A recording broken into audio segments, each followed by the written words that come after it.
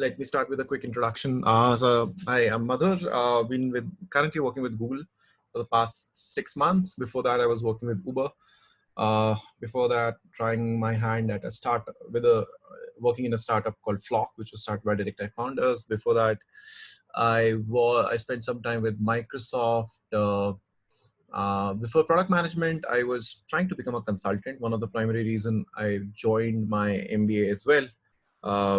So I'm an MBA from ISB Hyderabad, and after doing my MBA and joining consulting, I realized I hated consulting and hence shifted to product management. Um, and been a developer for about 6 odd years before that. So, oh, there are more people. So yeah, that's about me. Uh, the way I was thinking of doing it was we can go through all the questions that you guys have listed. I'm assuming all of you are fairly experienced people, so I don't need to explain what product management per se is. I'm assuming you guys are aware. If not, please stop me anytime. Uh, I'll go through all the questions listed in the sheet first, and if you want, and once we are done with that, if time permits, we'll move on to questions. We can basically discuss anything out there. Um, if you want, please stop me right in between. Like, feel free to interject. Let it be free flow. I really don't want to talk for a full 1 hour with a single-sided conversation. That will be quite weird. What question number one, Hitesh? What career path a product manager is likely to follow in long term? Depends on. I mean, this is a question that even I think about. What is the long term? One is, of course, just you can just keep growing in product, and there is a very clear path. Like, there are CPOs, and you can, from CPOs, you can also think about business heads, and eventually the CEO as well. If something that you are looking at, for example, if I'm not wrong, Satya Nadella was into product. Sundar Pichai was into product at some point of time. And so at least in tech companies, it's fairly clear that there is a clear line towards wherever you want to be. Overall, what I've seen is, because product management touches so many functions, so there definitely is flexibility, and you get some of these skill sets where you can actually try out different things. I know some people, some product managers who moved on to become, say, things like business heads, where they start managing just a P&L and the overall business of that particular area. And of course, you also, I have not seen anybody do it, but I would presume that should be a like a more marketing kind of a function if you want to. Let me know if that answers your question. If not, we can delve deeper into it. Is Hitesh there? Uh, yes, Madhur. I think that's pretty much answer my questions. Okay, awesome. Okay, what are some other tools you use regularly as a PM? Um, I use Google Excel, basically Google Sheets, Google Docs, Google PowerPoint. These are the three most used tools. Apart from that, it's depends on what kind of product that you're working on. You may delve one. We have our internal tech, like data analysis tools that I may have to go to fetch the data, but eventually the most of the analysis ends up happening in sheets. Similarly, I like to get into a bit of design also, so I use Sketch, and recently started working with Figma. These are two design tools that our internal teams use. So yeah, I mean, there's no set standard of what you need to do. When I was in Microsoft, I actually did all my prototypes on Microsoft PowerPoint. So yeah, that's actually pretty much good enough for doing everything else. Got it. And would you say like designing is a good skill to have, like being able to do wireframes and just walk through what the UI would be? Okay. Yeah, absolutely. It helps to, you don't have to do a lot of high fidelity designs, like something like as good as your designer. Please don't benchmark against them. They are phenomenally different. They can look at, I sometimes feel they've evolved in a different way. They can find one pixel here and there, which my naked eyes can't even figure that out. So yes, design is a good skill to have. Prototyping is a good, like basically just sketching it out is a good skill to have. But if Mhm. you are into a consumer space, it's really good if you can actually show people what you're thinking of. So many times I've created mocks, which I have then presented and all the stuff. It makes your conversation with designers also much more easier, because at least you can show them Got much more clearly what you are thinking, and then they can tell you why Yes. you are wrong. Mhm. Okay. So that's where we are. Great. Okay. Thanks. Mother Krupesh, I have one question for the design part. Yeah. So when you say design, is it like you use the sketch to like talk to your customer, like what the end product would be, or because you No, will not obviously have design teams? so. Yeah, we have design teams, but here's the thing. Like, one of the things you would realize is that depends on the company to company. There will always be, like, many companies will have a very different structure for design teams, or many a times the design teams would be in really high demand and short supply. Design, at least in India, is in super short supply at this point of time. So it helps that you can actually flesh out some quick prototypes and mocks. Okay. It's not exactly what the end product would look like, and a lot of product managers will tell you, and I think that's good advice. Many times when you're thinking from scratch, don't don't stress too much on the design aspect of it. Just stress on the information architecture of it. Like, just paper mocks is also a good way of doing it. Like, just draw it on a piece of paper. That's pretty much it. Okay. Knowing how to use Sketch and Figma is just cherry on top, not the main piece. Okay. But yeah, nobody's expecting you to actually design. Got it. Okay. Thanks. Awesome. Moving on. In addition to, do we need any certifications? Absolutely no. I have not heard of. There are some people who have started certifications. I don't know how good or bad they are. So, but I don't know of anyone who's done certifications and become product managers. You don't need certifications. You have all the, after IIM, frankly, you have the biggest certification that you need. You don't need anything else to showcase your interest or anything else. Do product managers have generally have teams directly reporting to them, or there's a dotted line? Okay, I want to actually take some time and just be very clear. If you choose a product management path, please remember, it is an IC path mostly. Mostly it's a, you will not have teams reporting to you for the longest point of your career. You will have all the responsibility of a product, but you don't really have any authority over your teammates or anyone. There is no dotted line reporting. There might be some places where you have these kind of situations. For example, in the startup that I was working with, there was a direct line of reporting. So like designers and researchers actually reported into PM. That's not the norm typically in most companies that you might work for. And yes, there is no dotted line also per se. Like, the developers don't have a dotted line reporting to you, or researchers. They are there with you for a project, or they might be part of your team, like part of the same team. You will have peer feedback to each other, but that's pretty much it. So if people management is something that you really thrive for and you want, you need to be very careful about if you want to be product managers to start with. Eventually, the only people who report to product managers, at least for a foreseeable future, is other product managers. So it's like ICs leading ICs, and product managers being fairly independent entity. So it's not a very easy management also per se. So so yeah, make sure that you are aware of this and take the right call. Uh, and of course, you will have to take this call from a company to company perspective. Some of the companies will actually give you a much senior role, where you will have reporting again from other product managers or IC roles. So even when I had to take a call on which company to join, I had to take a call between and leading a team of like 15-20 people versus becoming an IC. It's a hard call to take. A lot of people decide either way. So make sure that you know what you're getting into. This is product management. As a, like, you'll be disappointed if you are looking for people management, is what I'll say. Does that answer your question to some extent?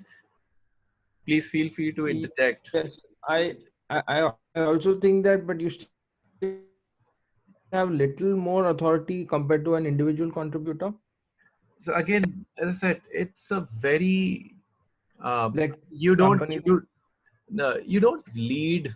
See, if you are leading by throwing the PM card, you will eventually lose quickly, and depends on the Mhm. company to company, the company culture as well. So some companies have like yeah, PMs have a free hand. Some companies they have to sell their ideas. Okay. So in larger companies, the dev team can actually decide to move on to some other project. They don't like what you are doing. So you are a PM with no All dev. right. Got it. So it can So be yes, counterproductive. so that is absolutely a possibility. That's why a good PM is the one who can actually make sure that everybody's aligned and sold to. So that means whatever the PM is suggesting is logical. Is actually, let me, for the lack of better word, is commonsensical. A lot of product management is common sense. Mhm. All right. Uh, so yeah, again, if you become a PM and you want to go to another company at a fairly senior level, you cannot say that hey, I had dotted line reporting or I had team reporting, because the reality of the situation is no. You Right. only have the reporting of the product per se. Like you are responsible for the product, and where it goes, your neck is on the line. But you that's why it's a very tricky role in this sense. Like you have responsibility but fairly little authority. Right. um, what some of the data visualization tools and roadmap tools, I have never used a roadmap tool in my life. I don't even know why I need a roadmap tool per se. I think I have mostly used like, even for data visualization also, it's Excel. When if you're on a Microsoft stack, or a Google Sheet if you're on a Google stack. That pretty much sums up. For very complicated stuff, there are some specialized tools that you can use. Depends on how much data that you have, and sometimes like Google Sheets and Excel cannot handle like uh, too much of a data. Then that may be a time for you to try out some other tools. But mostly, I don't really use anything else. And of course, a lot of data visualization is also provided by the lot of the tools that you use for data extraction. For example, in previous for example in Uber, we used to like I used to heavily work on Google Analytics because a lot of data was captured there. So it has phenomenally good data visualization already built in, so didn't really need to do much there.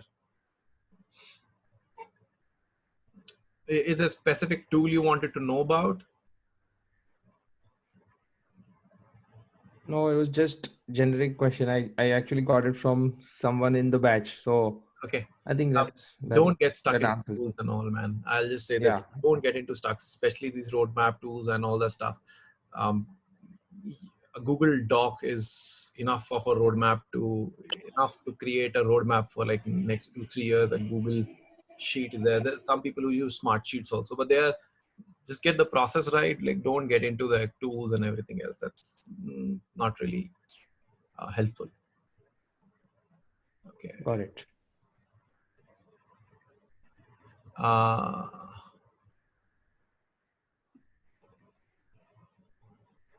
We have a question from Suya. She's not able to speak. Yeah, I'm reading that. How does the PM make other teams such as engineering, etc., prioritizing a request from other PMs? So that's where organization alignment comes into place. So you need to make sure that organization is aligned to what you are doing, and so it's many times a negotiation, and also showing what value you bring to the table versus what are the other things. So that it becomes fairly obvious. And that's where leadership and other things come into place. Like, are you making sure that there's a proper line of division between work of one PM or the second PM? And There's one. Okay, I think I get the question. This is also, how does the PM make other teams such as engineering prioritize his or her request? So I think this is also a problem of a slightly different model where engineering resources are being shared.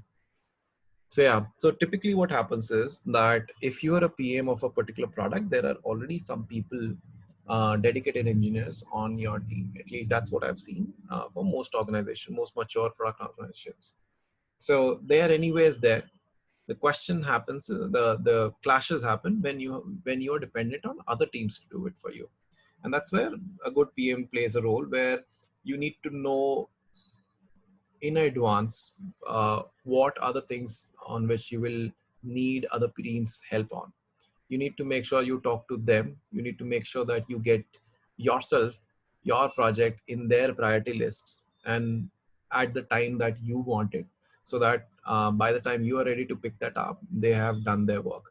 There will always be cases where this doesn't happen. You are blocked on somebody, you're not blocked on somebody. But that's where, I mean, that's your job to make sure that they are aware in advance and committing in advance to helping you out. Most organizations will have these things, and that's where the leadership team comes into place. There's a really good blog I read recently which spoke about escalate often, escalate quickly and escalate often. That's okay, because that's the job of your product leadership many a times, to make sure that nobody is getting blocked on nobody. So yeah, that's your job. Escalate it if you are not able to get their buy-in already. If you are able to get their buy-in, awesome. Just make sure that they uh, publish their OKR, so that you are able to get everybody's time. In case if it's not there, then I'm sorry, you're out of luck. Find another solution. So Yash, does it answer your question? Okay, awesome. This happens all the, like, frankly, this happens all the time. This is not a uncommon problem to have. When MVP is released and customer feedback loop is yet to complete, how to design and prioritize features with minimal throwaway work.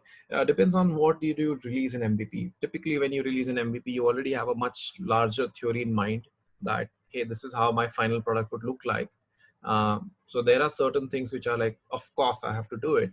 You will actually start building. They may not be necessary for MVP, so you'll always have a list of your, they are not P0s, but maybe P1s and P2s. Second is that how much time does it need for you to actually get the results from the MVP? Many times it may be a week, a couple of weeks. Then why even prioritize any feature right away? Why do that work right away? Why not just, you just release something in the market, wait, stop, listen, and see what you need to do next. Because many times a lot of time will be spent on fine tuning the MVP itself.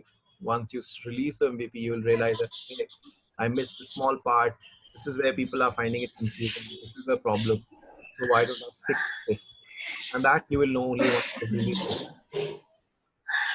Yeah, so, and this is just based on my personal experience once. We released an MVP based on our hypothesis, and then we went on to the remaining features that we did not deliver for MVP. And then as soon as the feedback loop started coming in, we realized those were higher priority items which were coming in, which were kind of proving that our initial hypothesis was wrong. So then it becomes like a mad race, like everything that you're building right now, put everything on hold. Instead, we should be doing this. So how do you prioritize that? So, I mean, that's the fun part of the MVP, right? You don't know. So the whole point of releasing an MVP is to test out whether this will work or not. So if you know it would work, then it's basically you just release. You don't really wait for feedback. Typically, I'm assuming this was a product which was fairly questionable in terms of will it work or not. So you release an MVP. Yeah. Ideally, you should wait.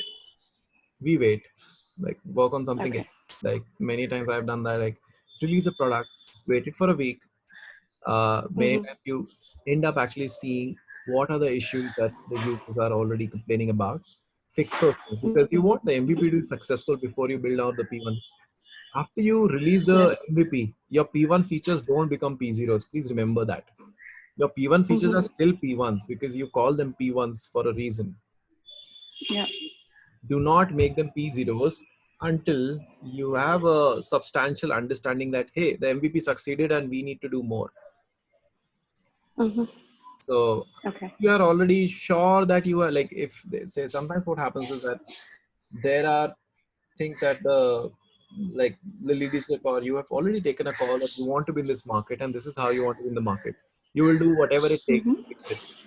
Then there are always certain things that you have to do, Mm-hmm. right? So like, you start a book selling site, for example. You need ratings, ideally, consuming, right? So uh, Yeah. you may release an MVP with just ability to buy a book, but you know that you eventually need ratings. You can start on that. So Mm-hmm. that's how you would do it, but with an assumption that you can like stop that work anytime there is some other thing that you figure out. Like you figured out that, hey, your books are not selling because your payment flows are broken.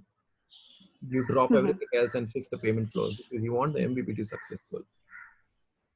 Okay. Got it. Uh, okay. How would you summarize core skills in 5-6 words for successful? I don't really need 5-6 words. I mean, there are words that are super critical. That is user empathy. If you can understand the user, rest all is mechanics. Your coursework and your past experience will teach you pretty much like a lot of these things that you need otherwise. But one thing that is hard to get is user empathy, being able to put yourself in the shoes of another person and being able to understand what are the challenges that they are facing without trying to be judgmental about their choices. I think that's the biggest learning that I've also had in product management. Those people work really well. Uh, how would you summarize goals for successful career in product management post PGPX? Yeah, I I hope that answers your question. There's nothing else that you guys would need. I would presume you're already fairly experienced people, so you have other skill sets already. That's why you are joining. And on top of it, MBAs typically do teach you a lot of interesting and good courses, which give you a lot of skill sets. Like you understand what you will understand in more detail what marketing is, for example. You will understand in more detail what business finance is, or business what is strategy. So you will get those, you will develop those muscles during your PGPX courseworks. The only muscle that I feel that typically you're not able to get easily is, and it takes years of practice, is user empathy. That's a harder skill because typically many of us are like uh, kind of stuck in our own bubbles. And that's where the problem is, because we assume and presume this is how the world works. This is how people are supposed to work, and this is how people are supposed to use the product that you're building. There was a question also. Is there some other question on the chat?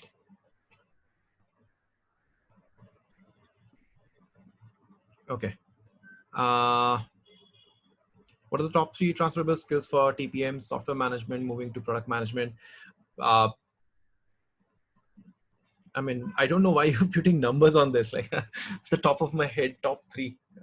So basically, I'll just talk about the transferable skills, same things. Uh, I don't know if technical project managers in some companies do have reporting or not. Services companies, I know they have, but I don't know about product companies. Uh, the key transferable skill that you have in all these positions is stakeholder management and getting a team buy-in. Stakeholders basically both upwards, outside, and also the team that you currently have. Apart from that, as I said, like a lot of product management is very commonsensical, and you will learn on the job. That's fine. But stakeholder management is something that you really bring to the table. And if you've been a project manager for a while, if you've been a software manager for a while, you really understand how to keep your team motivated, b, how to make sure that your uh, basically the management and the leadership is aware of what you are doing, and making sure that you're able to get the right credit and everything uh, for the team that you're managing. Same things apply in product management as well. Just that they're not reporting to you, but it's still your responsibility to make sure that they're able to claim credit and they are able to show the impact of their work, and that's completely on you. It's your job to make sure that they understand why they are doing it, and once they have done it, what was the impact. Make sure they're part of the journey and not just somebody who comes at the end. Okay, moving on to the fourth question. How is product management different from other companies? I don't think it's different. At least what I have seen is not that different. Product management is typically the same thing. They look for people who have understanding of product sense, who have understanding of a little bit strategy, uh, are very comfortable with numbers. And yes, at least for the kind of roles that I work for in Google, tech background is super essential. Like, I won't say tech background, but understanding of the tech is much more essential. And understanding means so that you can actually talk to your tech team and understand and empathize with what they are working on, and you speak the same language. If you understand their challenges, you can figure out and sometimes even contribute towards decision making. You don't need to be like a hardcore techie per se, if that's your question. You need to have a solid understanding of tech. Can I ask a follow-up on this? Yeah. So in Amazon, they have something called technical product manager and a business or a functional kind of a product manager. Does that segregation exist in Google also?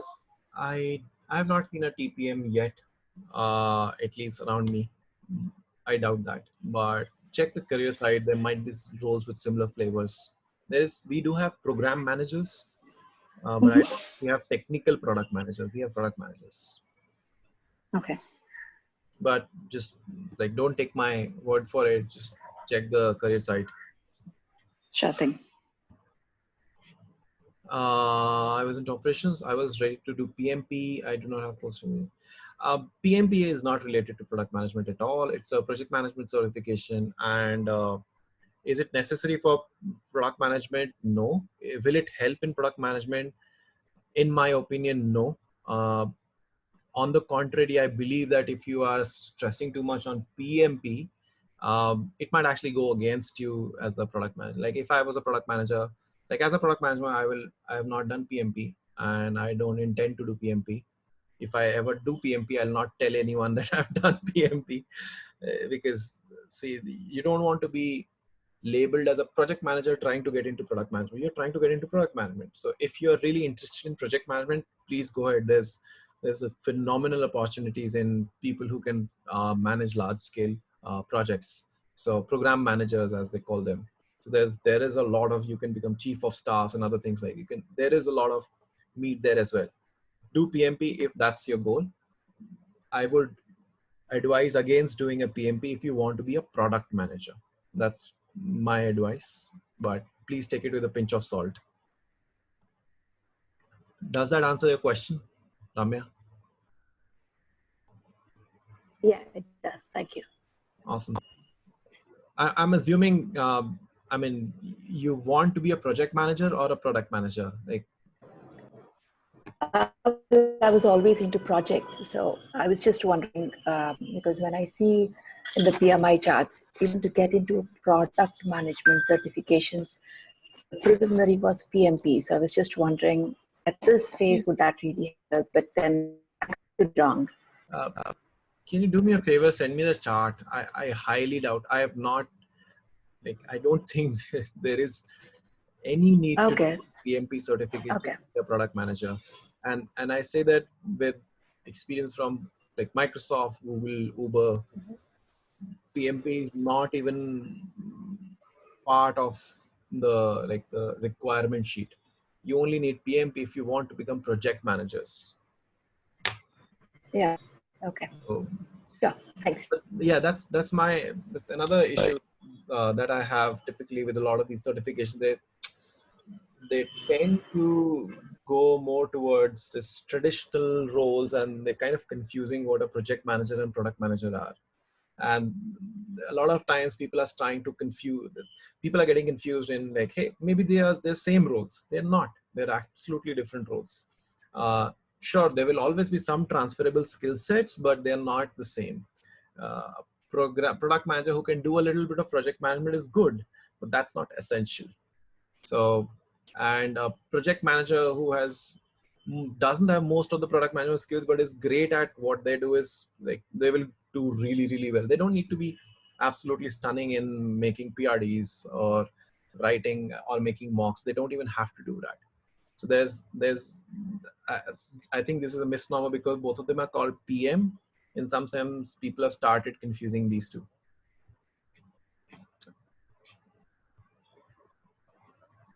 Okay. How to product management? I don't know what a product strategy role. I would presume it's more to do with the. I have a serious problem with the word strategy per se, because product management in itself does have strategy inbuilt. So you are responsible for the strategy of your product, and also making sure that the strategy of your product matches the strategy of the organization. So product strategy as a function is a subset in some sense of product management.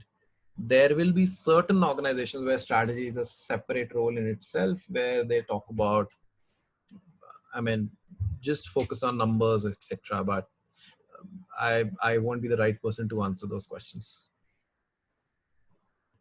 But I'm like, I've never really seen or applied to any product strategy roles yet.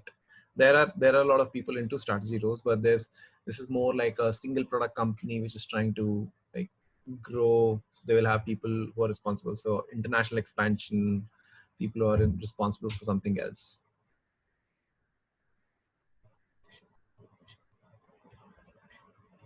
Okay. What is the Google rollout? Unfortunately, I cannot answer any question related to Google products, so I'll skip this one. Hangout, again, I can't answer that. Google Plus, sorry. Chromebook, my God, so many questions on Google only. Any difference in industry approach to PM in Silicon Valley versus PM in India? Yes, one of the biggest problem is the one that I was talking about is people confusing PM, product manager and project manager. Many a times they want a project manager, they end up calling them a product manager or hiring a product manager later to realize that it's not a fit for both of them. So that's a problem. Like that's why a lot of startups if I'm talking to a startup and they want a product manager, my first reaction is please don't hire a product manager. You need a project manager first. If you already know exactly what you're doing, if you only know exactly how it is going to be done and you just want somebody to come and do it for you, just go ahead and hire a project manager. They will get it done. That's they will get it done in much faster way with, and they'll be happier doing it because the role is fairly clear to them. That's what they enjoy doing it, getting things done. But if you are hiring a product manager, then you are in a, then it's neither good for you because they want to figure out what's their stake in it and they may have different ideas than you have, and it's not good for them also because frankly that's not what they signed up for. And that's a very common problem. A lot of companies who say they want product managers really need project managers. So that's one of the key differences that I'm seeing. If the problem is already solved, you don't need a product manager. Does that answer your question? Yes, Madhur. I had asked this group Asia. Yeah. So yeah, that's where difference between Silicon Valley and PM. I believe Silicon Valley is much more clearer in this distinction than India. And of course, the issues are that it's very hard. It's becoming hard. It's hard to find. It's becoming easier now to find the right people for product management because it's so new. It was so new, at least when we started off. But it's now become mainstream. People are much more aware and they are self-selecting into it. A lot of product managers that you see today in India, at least the experienced one, many of them accidentally stumbled into it, including me. Stumbled into product management. We didn't really plan to become product managers when we were in doing MBAs or anything else. We just happened to be, in a sense, contacted or by a recruiter or somebody and stumbled into it, loved it, and just stuck with it. But we'll now see a wave of people who actually are planning to become product managers. So that's a good thing. So that's another thing you will start seeing in India. And of course, initially India didn't have too many product companies. So a lot of So the role itself was not there, and even if it was there, it was mostly project management, as we discussed earlier.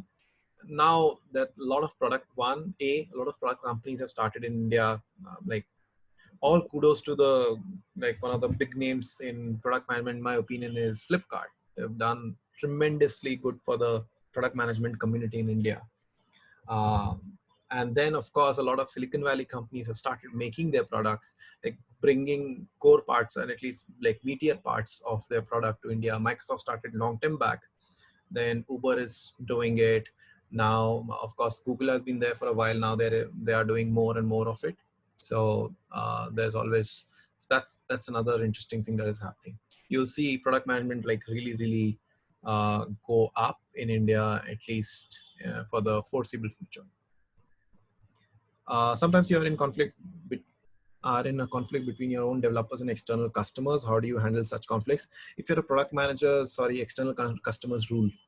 There's no question about that, unless it's something that is like absolutely impossible to do or something that doesn't go with the strategy that you have planned for. One of the reasons that I've seen conflicts happen is because you and your developers are not in the same team. And the reason you're not in the same team is because you didn't really give your developers the full picture.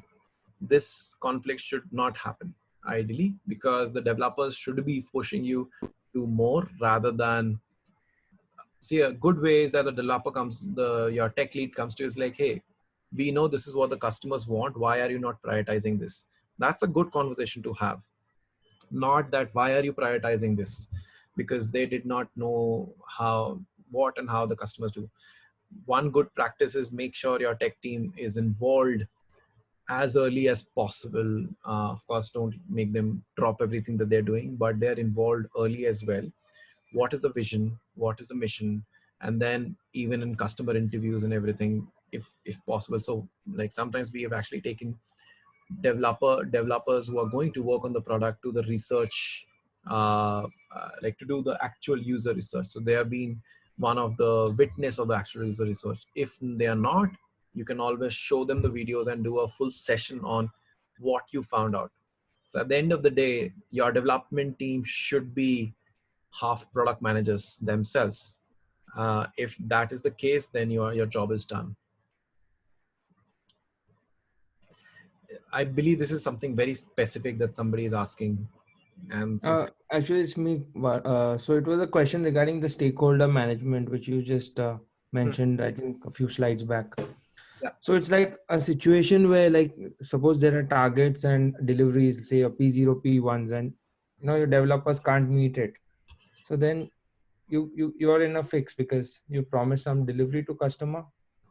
That's And okay. That's a service-based model. That's not a product company, that I believe. So it seems like a service-based that delays happen, man. That's something you need to do a root cause analysis into why the delay happened. And frankly, that's something that your tech lead would do. Unless okay. there was a bottleneck on the product side, you don't really like, hey, this API was more difficult to integrate than we had anticipated. What will the product management manager do here? That's where the tech lead will say, like, okay, that means we need to refocus our energies into like figuring out why was this API, why were these complexities not discovered earlier, what was the issue with the process, and how do we make sure that next time we do it, we are able to judge better how much the timelines would be. How do you identify the unstated needs of customer without being explicitly told? Um, I don't know if this is specific question you're talking from service perspective, but I'll talk a little bit about how we do it from a very consumer and user perspective. So this is where research comes into play. User research is an area that I would highly encourage you guys to actually read a bit about, think a bit more about, and of course your PGPX course syllabi will have much more deeper details on this. This is also, by the way, an area where there are very few researchers in India. So it's if you are good at it, that's a good superpower to have. So that's where research comes in. Like, how do you make sure that you're asking the right questions in the right way to the right people? And many a times you're not listening to what they are saying, you're just looking at what they are doing.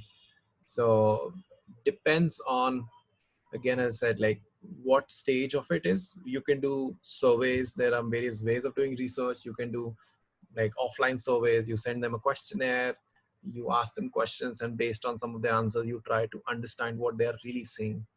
Or you ask them, you do intercept surveys, you catch people near bus stops, you catch people near malls, you talk to them and try to gauge what are the issues per se. And of course, then there is prototype testing. We actually create these quick prototypes using Marvel, and there are a lot of prototyping tools, by the way. Oh yeah, you were asking for tools. Prototyping tools are there, like Marvel is one of them. I think there's one more, InVision or something. You can use them to actually create clickable prototypes. You give it them, you ask them to do a particular thing, and then see where they're getting stuck, what are they noticing, what they're not noticing. Uh, so it's a skill that you need to have. You need to stop a lot of your urge to try and guide them, stop your urge from doing anything that you may want to. For example, and of course you can give them the existing product and see how they are actually using it to judge how they are doing it. For example, if let me bet, like a lot of you are storing each other's phone numbers, and the name of the person itself will have IIMA or PGPX in it. Is that correct? Right. Yes. Right? That's not how, if you look at it, that's not how the name field is supposed to be, but all of you are probably doing it.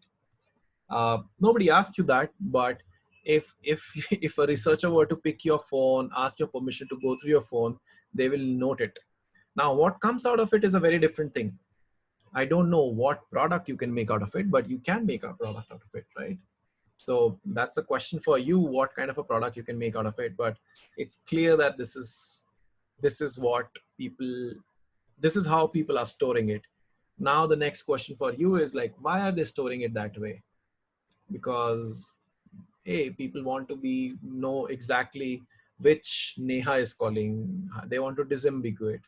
Then the question to you would be, hey, one is, are there better ways to disambiguate rather than having people write this? And what if that person now joins Google? Now what will you change the contact to say, I am a Google? let me Right. let me let me take a leap of faith, and I'll say yes, you will eventually have these long names which might actually have their LinkedIn profiles almost like that, because you want to necessarily know how you know this person, who is calling you, and how you know this person. You need that context. Now how that's a good insight to have. The question is, how do you solve for it? This is how people are currently solved. So you, without asking the customer, you knew the unstated need is, I want the context of how I know this person. I just don't need the name, I need the context as well. Now solve for it. There are various ways of solving it. You can actually have a history of their names. You can put some interesting logic. Again, please don't build this project. I'm just shooting, like I'm just Right, of following, course. right? You can figure out, like, this is IMA, maybe this is can I put it into a different structured field, and then in that structured field I can play around with it. Or LinkedIn could build something like, LinkedIn I think should do it, like, hey, I know the history of this person. If like a true dialer, a true caller, I'll have a LinkedIn dialer. So when somebody from LinkedIn calls you, you have their LinkedIn profile, you know who they are, and then below the LinkedIn profile there's all the context that you may need. So that's another way of looking at it. So read more about user research per se, it will be really helpful. Okay, Thanks, Madhu. going forward, uh, most aspects of any product, easy to use, easy to understand, and does the job it is meant to do. That's pretty much it. I don't have anything specific for that to answer. In recent times, one product which you like the most and why? This is an interview question. What is your favorite product? What will you do to change it? Uh, I like a lot of products. I'm currently, I'm really happy about my Fitbit. Super good. It's like I just put it on and it tracks everything. One of the biggest things I use it for is sleep tracking. It tells me all the stages. It tells me, and it's actually helping me change my behavior. Like if I wake up in the morning and I don't have a meeting, the first thing I check is not Facebook or WhatsApp. I check my sleep hours, and if the sleep hours are not what I like, I sometimes like, let me just go to sleep for another hour or so. So I really like the fact that it is helping me change my behavior. So yes. If you were to pick one of your product which you are incredibly proud of, I'll not pick anything from Google yet. It's fairly, I mean, my work is not yet live. So apart from that, I think the most proud I am for my work is was with Uber, where we built m.uber.com. It is a PWA, the lightest and the fastest Uber client that you can have. Works on both desktop, mobile. Very small, tiny team of a few developers building a global product based out of India. That was killer, and we even found its niche. We found its place in the Uber ecosystem, and if you go to uber.com, the main page, main website today, the primary CTAs initially used to be download the app. Now the primary CTAs many places would be just take a ride now, which will take you to m.uber, both desktop and mobile. So I'm like fairly incredibly proud of it. We've been able to show a lot of like millions of dollars of savings just by doing this. Fairly small team. Last question. What skills? As the user empathy is definitely one of the high things that I would for any PM thing. Getting into Google is frankly, I don't see too much of a difference in the expected skill sets between different companies like Uber, Google, Microsoft. They are all looking for the similar Flipkart. They're all looking for similar kinds of people, similar kinds of skill sets. You can actually, I mean, rather than me telling you, you can actually go through multiple, there online, I think there are a lot of things that these companies look for. There's also a great book that I would recommend, Cracking the PM Interview. It has a lot of great insights into what kind of questions, what kind of things that all these companies look for. They are fairly similar to each other with a little bit of flavor of each one of them. So yeah, I know I'm not answering this question exactly, but I would urge you to read the book. I don't get paid if you read the book, just FYI. So it's not my book, but I have read it and I have recommended that book to a lot of people. It's a great book to have. Even if you're not trying to interview, that's a good book to just read because it tells you what an ideal PM experience can be like. Okay, I think we are at the end of the questions in the chat. Just give me. Mother, we have a couple of questions in the chat box. Oh, okay. What are the KPIs for a PM? KPIs of the PM are the KPIs of the product. So you will be setting up your own, basically, one, of course, the teams, companies evaluate you on their own levels of KPIs, but you need to be, I mean, some of the things that they look for, a lot of companies look for, leadership, like how much leadership you are showing, how much creativity you are showing, are you delivering, are you able to show an impact, are you well thought through in what you are doing. 1 second.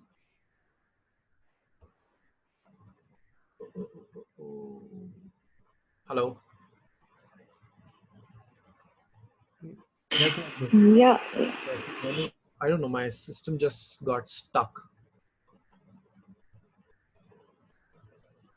Okay. Is it better? Can you hear me? Yes. Okay. I don't know, my system just got stuck for some reason.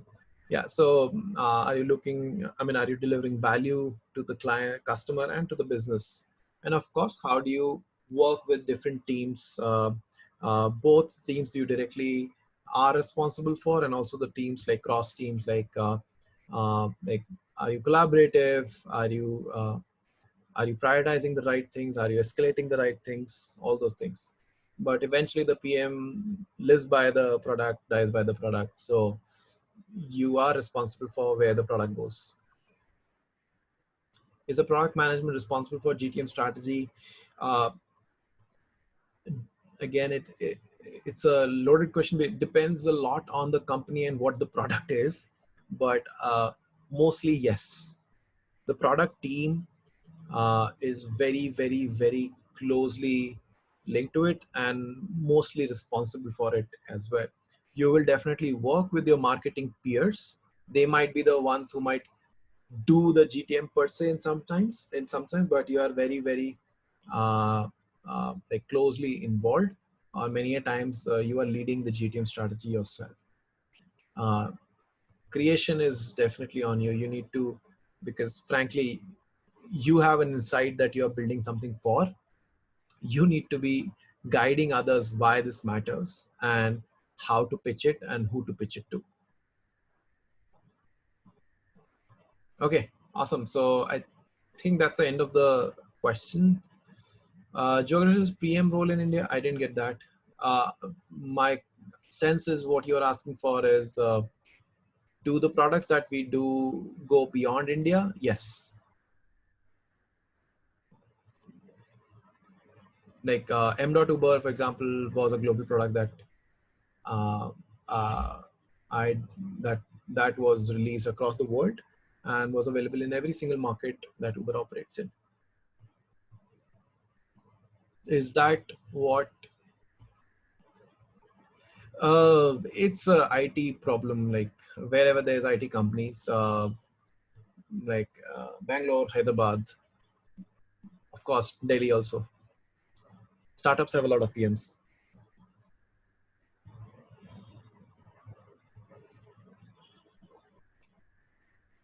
Does that answer your question? Okay, I lost the chat. Okay, what additional skills are required from this transition? Which transition? Sorry, I didn't get you.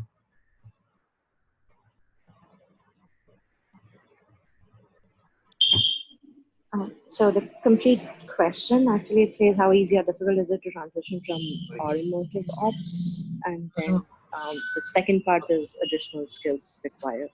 Yeah, so I would say like get a handle a little bit, depends on the which type of product management companies you want to go for. If you want to go for tech, of course, get a handle on tech. That will be really, really helpful for you. Then of course, if you are an automotive, there are a lot of companies into that space as well. They might be looking for product managers. You can think about joining them as well. You bring in a domain expertise that can help you.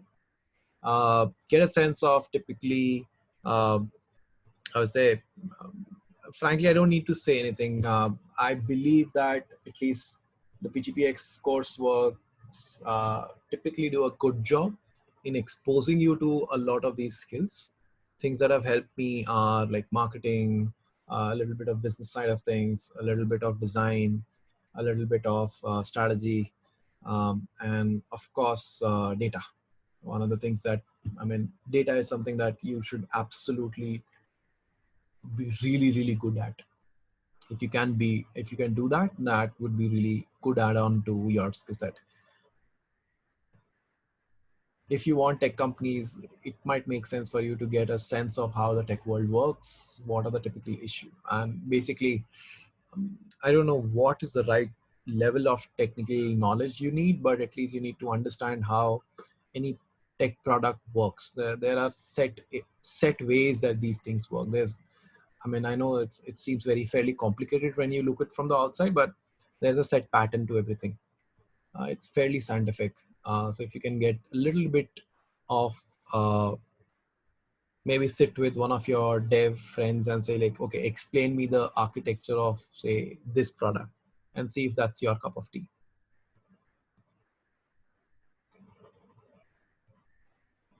Does that answer your question? How easy or difficult? The answer is like it can be tough if you want to get specifically into tech companies, because they do require you to be working closely with your tech counterparts.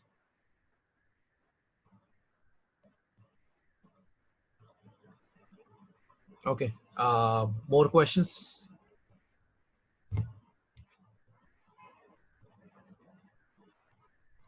None? Hello, am I still audible? Yes, you are. Yeah. Okay. So any more questions from anyone?